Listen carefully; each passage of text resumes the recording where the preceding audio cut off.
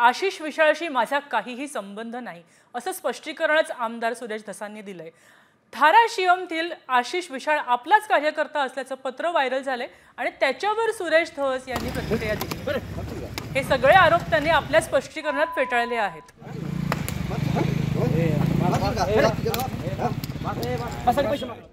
Comscore नुसार आता isakal.com आहे देशातील नंबर 1 ची मराठी न्यूज वेबसाईट।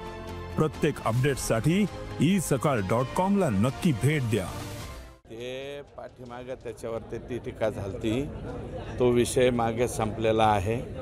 परंतु तिथले काय पत्रकार काहीतरी आहे, त्यांची आणि कोणाची तरी वादावादी झाली, त्याच्यात मलाही विनाकारण ह्या लोकांनी निवडलं, माझा काही संबंध नसताना। तर ते पत्र जे फिरवलं ते जे लेटर पॅड आहे तशा कलरचं लेटर पॅडसुद्धा माझं नाही।